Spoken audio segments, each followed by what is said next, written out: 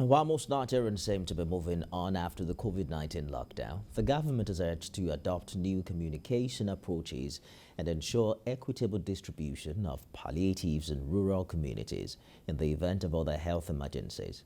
The Lagos Urban Studies Group, in partnership with the Nigerian Slum Informal Settlement Federation, came up with this in a report on how the COVID-19 pandemic impacted on lives and livelihood in slums across Lagos.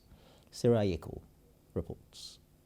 Following weeks and months of engagement in various slum communities, the Lagos Urban Studies Group, an interdisciplinary research team comprising of those in the academia, civil society organizations and government actors, has challenged the government's response to the COVID-19 pandemic, questioning the risk communication approach, investments in basic health facilities, and distribution of relief materials in hard-to-reach communities during the 2020 lockdown. The study seeks to ascertain the socio-economic conditions, health behavior of slum dwellers, and how the dearth of basic amenities informed the propagation of various conspiracy theories in rural communities.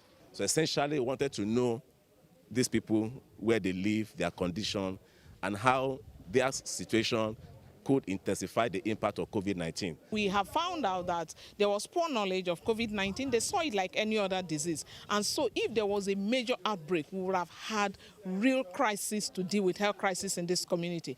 Findings from the study reveal that people who live in slums do not have access to decent and quality housing and generally cannot access basic services such as water and sanitation, indicating 61.5% rely on trucks and water carriers and vendors.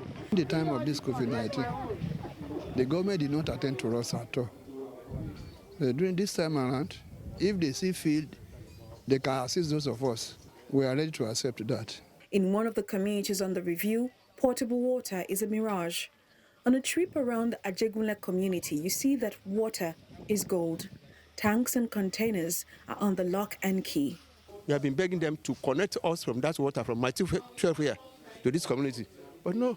We have only one road in this Ajikun. That's Zion Street. Only that. After that one, people are suffering. While the stakeholders are appreciative of government intervention, the decades-long challenges still persist. There should be synergy in planning between government and the people, and they should train the people so that they know how to communicate the real issues, how to communicate the symptoms of COVID. And this is very critical anytime there are emergencies and disasters. The popularity of the word coronavirus may have dwindled in slum communities and urban centers. The pandemic has, however, exposed the dearth of basic amenities in these slum communities, one of which is access to potable water. These communities are hoping that the government of the day will see to their need and provide one major thing, which is wash facilities. Sarah Yeko, TVC News, Lagos.